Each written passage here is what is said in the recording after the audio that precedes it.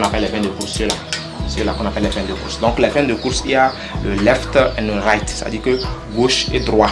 Voilà, gauche et droit. Donc ici, donc c'est la phase. C'est ça qui va alimenter, c'est ça qui va piquer sa source au niveau de 15. Nous vous l'avons dit que 15 va alimenter tous ces corps-là jusqu'au 20. À l'exception des autres, là, des 22, 21 jusqu'au 24. À l'exception de. Donc c'est 15 qui va alimenter 16, 17, 18, 19, 20. Voilà. Donc nous vous le disons. Donc vous le voici. Nous avons fait quelque chose comme ça, left and right. Simplement, left and right. Ça dit que gauche et droit qui vient ici. Maintenant le troisième va piquer sa source au niveau de 15. Comme ça.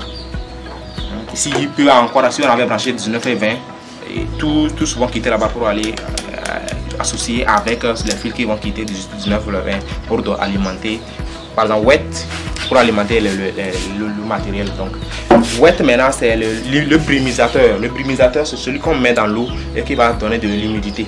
Quand chez vous il manque de l'humidité, souvent avec des petits coups, on n'a pas besoin. Quand on met l'eau en bas, ça suffit déjà. Avec les ventilos qui ventilent sur l'eau là, ça donne de la vapeur. Donc on n'a même plus besoin du brumisateur. Donc nous n'avons pas utilisé du brumisateur. Ici 20, le numéro 20 c'est la lampe.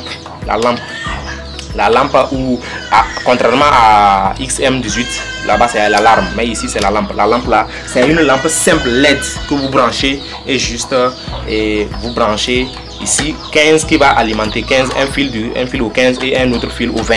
Et donc vous allez allumer votre lampe qui va servir de, quand vous venez pour regarder dedans, vous allez allumer pour juste voir tout ce qui se passe dedans. C'est ça seulement ce que ça fait.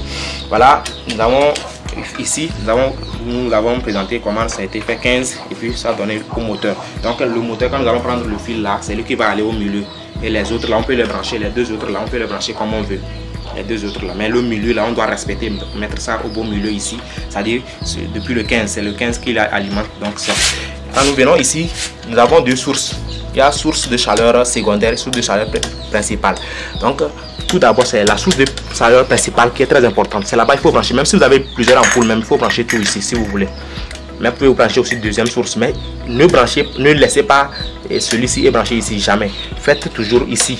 Et si vous en avez beaucoup, vous pouvez encore brancher une autre source ici.